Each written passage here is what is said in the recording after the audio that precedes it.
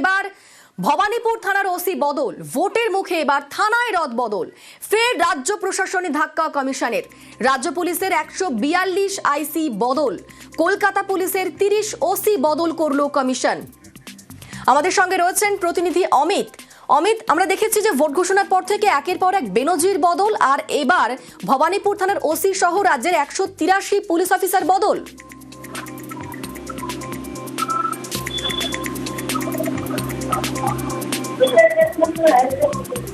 অমিত, শোনা যাচ্ছে? একেবারে দেখো, তোমাকে জানিয়ে রাখবো যে পুলিশের শীর্ষ কর্তাদের রদবদলের পর এবার থানা স্তরেও কিন্তু রদবদল করা হলো। রাজ্য পুলিশের 142টি থানার ইন্সপেক্টর পদমর্যাদা বা সাব ইন্সপেক্টর পদমর্যাদার অফিসারদের কিন্তু সরিয়ে দেওয়া হয়েছে কমিশনের তরফে, এবং একই সঙ্গে কলকাতা পুলিশের ক্ষেত্রেও 30টি থানায় কিন্তু ওসি পদে কিন্তু রদবদল করা হয়েছে নির্বাচন কমিশনের তরফে।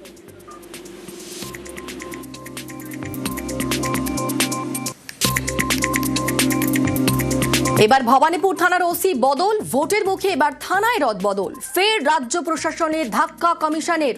রাজ্য পুলিশের 142 আইসি বদল, কলকাতা পুলিশের 30 ওসি বদল করলো কমিশন। ভবানীপুর, কালীঘাট, ভাঙড় থানার ওসিকে বদল।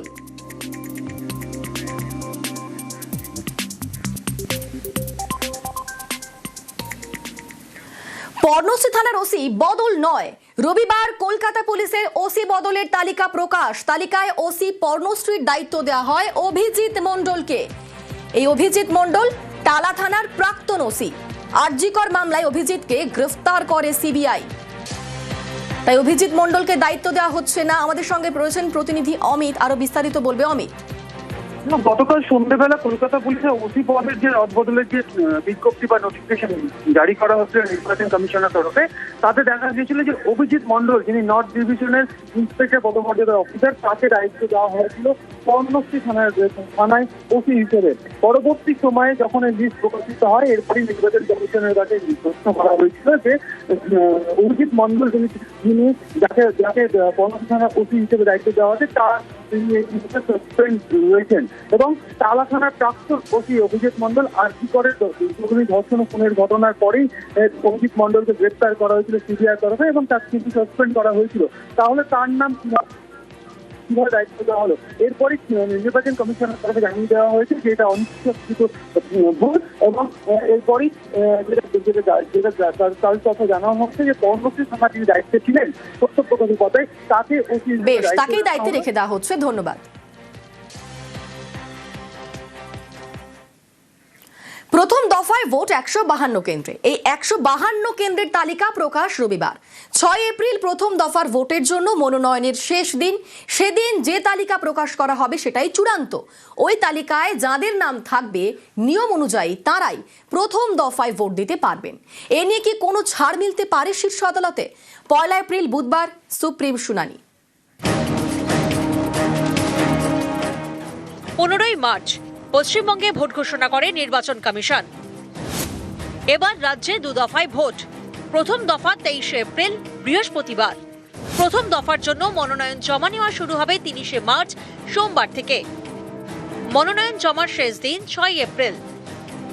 প্রথম দফার ভোট হবে কোচবিহার, আলিপুরদুয়ার, জলপাইগুড়ি, কালিম্পং, দার্জিলিং, উত্তর দিনাজপুর, দক্ষিণ দিনাজপুর, মালদা, মুর্শিদাবাদ, পূর্ব মেদিনীপুর, পশ্চিম মেদিনীপুর, পুরুলিয়া, বাঁকুড়া, ঝাড়গ্রাম, পশ্চিম বর্ধমান এবং বীরভূমে।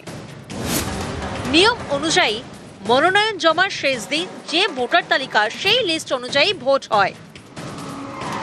সাধারণত ভোটার লিস্ট চূড়ান্ত করার পরে ভোট ঘোষণা করা হয়, কিন্তু এবার পশ্চিমবঙ্গে তা হয়নি, কারণ এসআইআর চলছে। এখনো লক্ষ লক্ষ নাম বিবেচনাধীন। এই পরিস্থিতিতে 6 এপ্রিল তারিখটা অত্যন্ত গুরুত্বপূর্ণ। ওই দিন প্রথম দফার ভোটের মনোনয়ন জমার শেষ দিন। এই শেষ দিনের তালিকায় চূড়ান্ত। 30 মার্চ প্রথম দফার মনোনয়নের বিজ্ঞপ্তি জারি। তার আগে ভোটার লিস্ট চূড়ান্ত করতে হয়। সেই মতো 29 মার্চ অর্থাৎ রবিবার রাতে তালিকা প্রকাশ কমিশনের। তারপর 7 দিন সময়। থেকে নোটিফিকেশন জারি হচ্ছে, তাহলে প্রথম ফেজের ক্ষেত্রে যে বিধানসভা তাহলে ফাইনাল লিস্ট কি আজকে বেরিয়ে যাচ্ছে? যেটা নিয়ম আছে ওই হিসাবে হবে। কারোর নাম বাদ গেলে 7 দিনের মধ্যে তিনি ট্রাইব্যুনালে যেতে পারেন।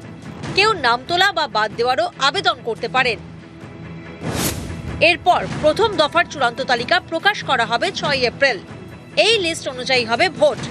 6 এপ্রিলই প্রথম দফার ভোটে মনোনয়ন জমার শেষ দিন।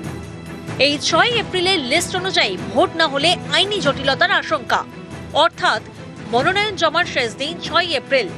আর কমিশন যদি এরপরে কোনো দিন চূড়ান্ত তালিকা প্রকাশ করে তাহলে আইনি জটিলতা তৈরি হতে পারে, কারণ তখন কেউ বলতে পারেন তার নাম এতদিন বিচারাধীন ছিল, এখন আর নেই, ভোটার লিস্টে উঠেছে, এবার তিনি ভোটে দাঁড়াতে চান, কিন্তু মনোনয়ন জমার শেষ দিন চলে গিয়েছে, তাই ভোটে দাঁড়াতে পারছেন না। এ নিয়ে কোর্টে মামলা করতে পারেন, তাহলে তৈরি হবে আইনি জটিলতা। এই জটিলতা এড়াতেই মনোনয়ন জমার শেষ দিনে প্রকাশিত হবে প্রথম দফার 152 আসনের চূড়ান্ত ভোটার তালিকা।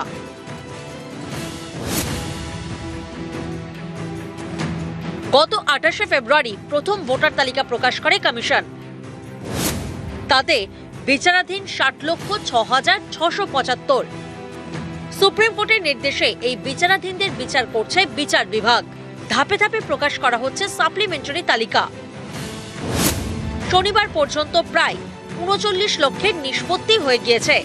21 লক্ষের নিষ্পত্তি হওয়া বাকি। শুধু নিষ্পত্তি হলেই হবে না, বিচারকদের সই পেলে তবেই তালিকা প্রকাশ করতে পারবে কমিশন। এখানেই অনেকের প্রশ্ন, ঠিক সময়ের মধ্যে 60 লক্ষ নিষ্পত্তি কি সম্ভব? গত 10ই মার্চ সুপ্রিম কোর্টে ছিল বাংলার এসআইআর মামলার শুনানি। সেখানে সুপ্রিম কোর্ট মৌখিকভাবে বলেছিল ভোটের আগের দিন নিষ্পত্তি হলেও তিনি ভোট দিতে পারবেন। তবে এ নিয়ে সুপ্রিম কোর্ট কোনো নির্দেশ দেয়নি। আগামী 1 এপ্রিল ফের সুপ্রিম কোর্টের শুনানি। নিউজ 18 বাংলা।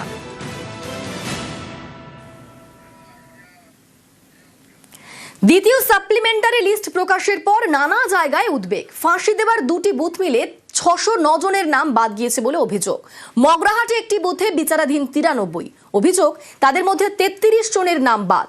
এই 33 জনের মধ্যে 30 জনই মহিলা।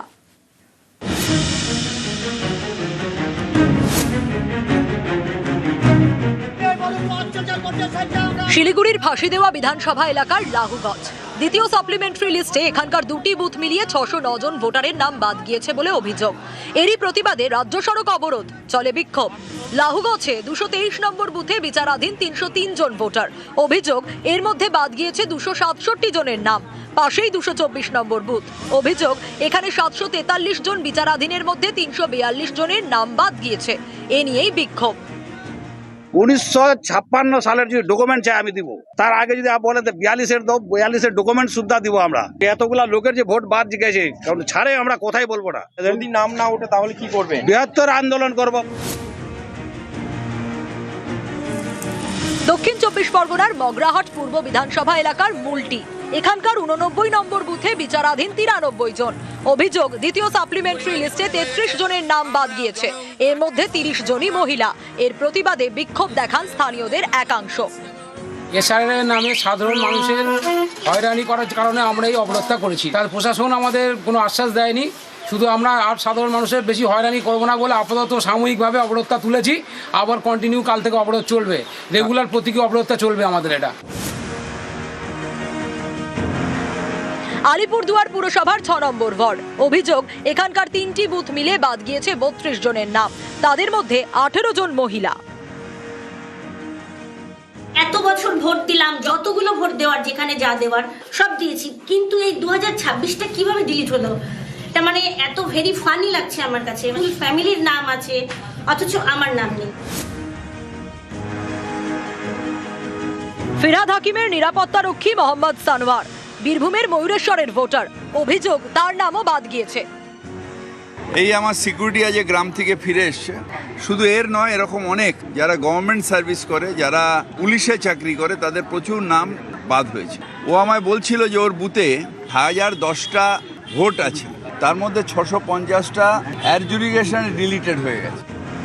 টলিগঞ্জ বিধানসভা এলাকার বাসিন্দা রিয়া রায়। অভিযোগ দ্বিতীয় সাপ্লিমেন্টারি লিস্টে বাদ গিয়েছে তার নাম।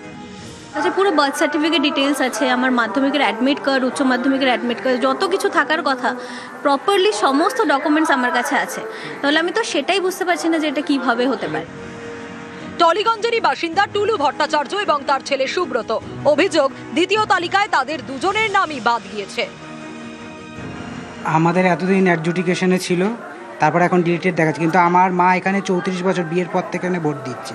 আমার জন্ম এখানে, আমার মা বাবার জন্ম এখানে, তাহলে এখানে নামটা ডিলিটেড হলো কি করে আমি এটা বুঝতে পারছি। বীরভূমের deputy district election officer Sheikh Mohammad Irfan Habib, তিনি পূর্ব বর্ধমানের রায়না বিধানসভা এলাকার ভোটার। দ্বিতীয় তালিকায় তার নাম বাদ। নিউজ 18 বাংলা।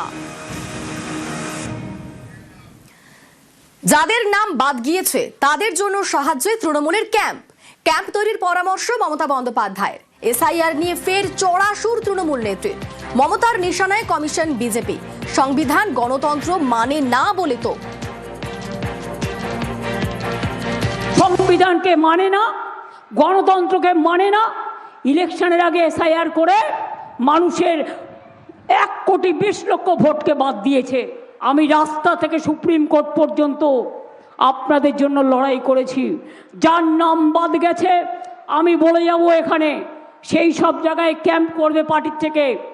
লিস্ট পুরো ডিএম অফিস থেকে চেয়ে নিয়ে একদম যাদের নাম বাদ গেছে তাদের অ্যাপিল করাবে, পার্টি অফিস থেকে সিস্টেমটা জেনে নেবে এবং তাদেরটা জমা করে একসাথে পার্টি অফিসকে বলবে আমরা সেগুলো নিয়ে ট্রিব্যুনালে জমা দেব এবং ট্রিব্যুনাল সুপ্রিম কোর্ট যে অর্ডার দিয়েছে সেই ট্রিব্যুনালে আমরা বিনা পয়সায় লয়ার দেব যে আপনাদের হয়ে লড়বে।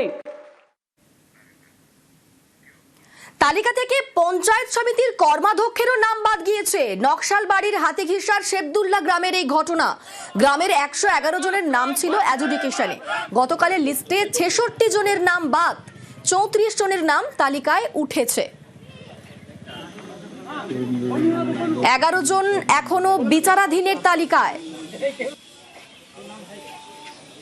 পঞ্চায়েত সমিতির কর্মাধ্যক্ষ তার নামও বাদ গিয়েছে।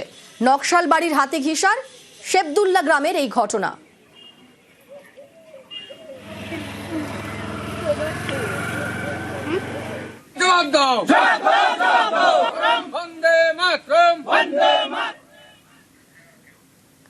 পানিহাটিতে 10টা বুথের 600 ভোটারের নাম বাদ গিয়েছে। 9,400 ভোটারের মধ্যে বাদ গিয়েছে 600 নাম এবং তারই প্রতিবাদে টায়ার জ্বালিয়ে বিক্ষোভ। আমাদের সঙ্গে রয়েছেন প্রতিনিধি সুবীর। যাদের নাম বাদ গিয়েছে তারা কি বলছেন, কি কারণ দেখানো হয়েছে নাম বাদে?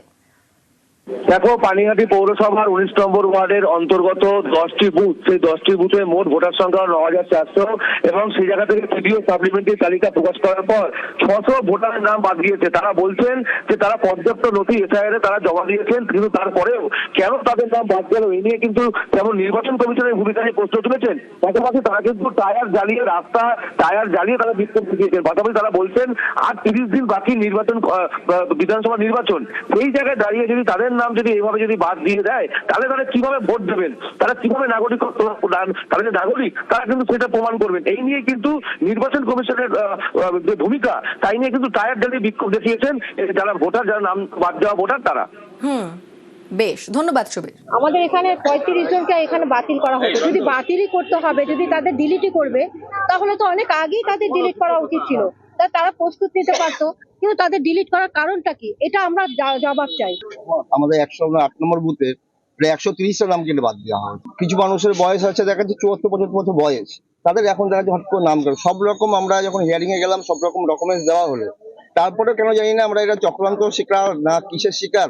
এই যতগুলো মানুষ দেখছেন তারা দীর্ঘদিন ধরে আমাদের এই বুথে বা ওয়ার্ডে ভোট দিয়ে আসছে, কিন্তু এখন তাদের নাম নেই। বনগাঁ শিয়ালদা শাখায় ট্রেন বিভ্রাট। বনগাঁ শিয়ালদা শাখায় বন্ধ ট্রেন চলাচল। সপ্তাহের প্রথম দিন, কর্মব্যস্ত দিন, সেদিনই চরম ভোগান্তি। আমাদের সঙ্গে রয়েছেন প্রতিনিধি জিয়াউল। কখন থেকে ট্রেন চলাচল বন্ধ রয়েছে এবং কি কারণে সমস্যা? দেখো 10:25 থেকে কিন্তু ট্রেন চলাচল বন্ধ, আপ ডাউন, অর্থাৎ বনগা শিয়ালদা শাখার গোবরডাঙ্গা স্টেশনে পয়েন্ট খারাপ, ফলে তার জন্যই কিন্তু আপ ডাউন দুটো লাইনই কিন্তু এই মুহূর্তে ট্রেন চলাচল বন্ধ।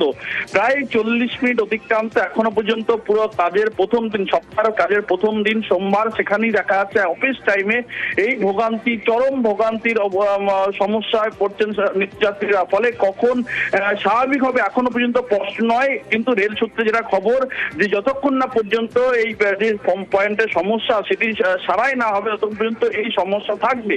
ইতিমধ্যেই কিন্তু 40 মিনিট অতিক্রান্ত হয়ে গেছে বনগা শিয়ালদা শাখার গোবরডাঙ্গা স্টেশনের পরে, অর্থাৎ একাধিক স্টেশনে কিন্তু এই মুহূর্তে আপ ডাউন ট্রেন কিন্তু দাঁড়িয়ে রয়েছে। ফলে চরম সমস্যায় পড়েছে নিত্যযাত্রীরা, কখন স্বাভাবিক হবে এখনো পর্যন্ত স্পষ্ট নয়, কিন্তু রেল সূত্রে যেটা খবর যে বেশ কিছুক্ষণের মধ্যেই কিন্তু রেলের ইঞ্জিনিয়াররা আসবেন, তারা দেখবেন কি সমস্যা সেটা দেখে তারপরে কিন্তু স্বাভাবিক করার কাজ শুরু হবে। কিন্তু এখনো পর্যন্ত প্রায় 45 মিনিট অতিক্রান্ত বনগা শিয়ালদা শাখার গোবরডাঙ্গা স্টেশনে পয়েন্ট খারাপের জন্য পুরোপুরি ট্রেন বন্ধ রয়েছে, ফলে চরম সমস্যায় পড়েছে নিত্যযাত্রীরা। তার মানে জিয়াউল, তো এই সপ্তাহের প্রথম দিন মানুষদের চরম ভোগান্তির মধ্যে পড়তে হচ্ছে নিত্যযাত্রীদের। একদম, দেখো একেবারে বলা যেতে পারে অফিস টাইম, অর্থাৎ 10:25 সময় কিন্তু এই সমস্যা সামনে আসে, তারপরে কিন্তু 9:25 নাগাদ 9:25 নাগাদ এই সমস্যা সামনে আসে। ফলে দীর্ঘ সময় ধরে কিন্তু একটা চরম সমস্যার মধ্যে রয়েছে, তার কারণ একেবারে সপ্তাহের প্রথম দিন একের পর এক স্টেশনে কিন্তু এই মুহূর্তে ট্রেন দাঁড়িয়ে রয়েছে। অফিস টাইমে চরম ভোগান্তি, আপ ডাউনে লাইনে পর পর থমকে ট্রেন, যে কারণে এই ভোগান্তি চরমে। বনগা লোকাল বর্তমানে চাঁদপাড়ায় দাঁড়িয়ে, গোবরডাঙ্গায় আগের গাড়ি পরপর কনসিকিউটিভলি দাঁড়িয়ে আছে। তো এ কখন ছাড়বে না কি করবে আগেও বুঝতে পারছি না। এবার আপ অ্যান্ড ডাউন দুটোই ক্লোজ, তো এই মুহূর্তে আমরা যে কী করবো আমরা নিজেরাই বুঝতে পারছি না। তো আজকে আবার এয়ার এন্ডিংয়ের লাস্ট একদম পুরো 11th আওয়ারে আমরা এখন দাঁড়িয়ে, আমাদেরকে যেতে তো হবেই, যখন ছাড়বে তখন যাবো। বললাম তো পয়েন্ট খারাপ। কতক্ষণ ধরে ট্রেন চলাচল বন্ধ? আমরা 8:30 থেকে বসে আছি। ভোগান্তিতে পড়তে হচ্ছে? অবশ্যই ভোগান্তি। বিডিওর মানসিক অত্যাচারে কর্মীর আত্মহত্যা, সরকারি কর্মীর আত্মহত্যার অভিযোগ বিডিওর বিরুদ্ধে, মানসিক নির্যাতনের অভিযোগ উঠছে বিডিওর বিরুদ্ধে। পরিবারের আত্মঘাতী বীরভূমের খয়রাশোল ব্লক অফিসের কর্মী। রবিবারও কর্মীর সঙ্গে দুর্ব্যবহারের অভিযোগ বিডিওর বিরুদ্ধে। আজ বাড়ির কুয়োয় ঝাঁপ দিয়ে আত্মহত্যা কর্মীর। মাস কয়েক আগেও অফিসে আত্মহত্যার চেষ্টার দাবি পরিবারের। সরকারি কর্মীর ওপর লাগাতার মানসিক নির্যাতনের অভিযোগ পরিবারের। অভিযোগে বিডিওর প্রতিক্রিয়া এখনো মেলেনি।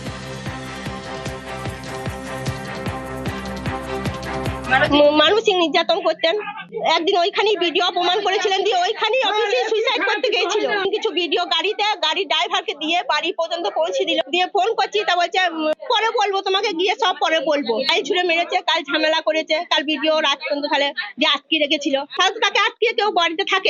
মানুষ তো তখন শুয়ে পড়লো, ঘুমাচ্ছে। ভিডিওর নির্যাতনের জন্য সুইসাইড টর্চার করা হতো। প্রায় বাড়ি আসতে তো ফাইল সই করবো তবে আপনি যাবেন।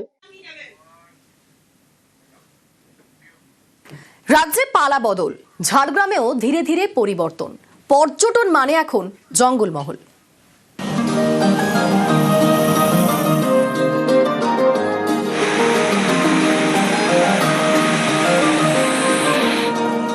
ঝাড়গ্রাম জঙ্গলমহল, একসময় নাম শুনলে বুক কাঁপতো। এখন ঝাড়গ্রাম নামটা শুনলেই মনে হয় ঘুরে আসি। স্থানীয়রা বলছেন ছবিটা বদলাতে শুরু করেছে 2011-র পর থেকে। এই যে গাররাসানি আছে, এই খাঁদারানি আছে, যার জন্যে বেলপাড়িতে ভিড় হয়, খুশি হয় অনেকেই, শান্তিতে থাকে। গত কয়েক বছরে বদলে গিয়েছে ঝাড়গ্রাম। সৌজন্যে বেলপাহাড়ির পর্যটন, পাহাড় জঙ্গলের কোলে বেলপাহাড়ি। বর্ষায় মেঘেদের বাড়ি, গ্রীষ্মে আরো রঙিন ঝর্ণা, পাহাড়, শালপিয়ালের জঙ্গল, সুন্দরী অরণ্য।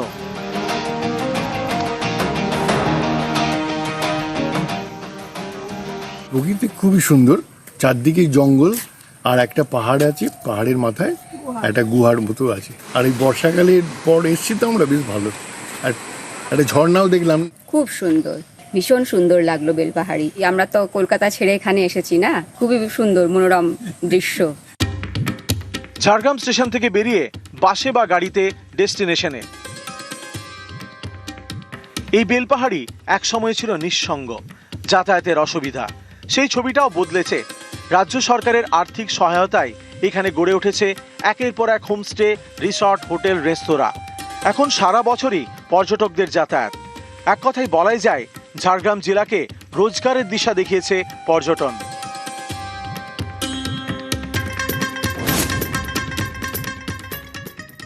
পর্যটনের মানচিত্রে ঝাড়গ্রাম জেলার সত্যি একটা বদল হয়েছে বেশ কিছু বছর ধরেই। বেলপাহাড়ি হচ্ছে সবচেয়ে সুন্দর জায়গা। কোভিডের পর প্রচুর হোমস্টে বেলপাহাড়িতে তৈরি হয়েছে, বেশ কিছু রিসর্টও তৈরি হয়েছে। স্থানীয় মানুষজন পর্যটন শিল্পের সঙ্গে বিভিন্নভাবে যুক্ত হয়েছে, যেখানে দেখা যাচ্ছে যে একসময় এই বেলপাহাড়ির অঞ্চলের বহু মানুষ বাইরের রাজ্যে চলে যেতেন। একসময় শুধুমাত্র দক্ষিণবঙ্গ থেকেই পর্যটকেরা ঝাড়গ্রামে আসতেন। এখন পাশের রাজ্য উড়িষ্যা, ঝাড়খণ্ড এবং বেশ কিছু বিদেশি পর্যটক এনারাও ঝাড়গ্রামকে বেছে নিচ্ছেন, কারণ দক্ষিণবঙ্গের অর্থাৎ কলকাতার সবচেয়ে কাছের কম দূরত্বের জায়গার নামই ঝাড়গ্রাম। ঝাড়গ্রাম থেকে রাজু সিং, নিউজ 18 বাংলা।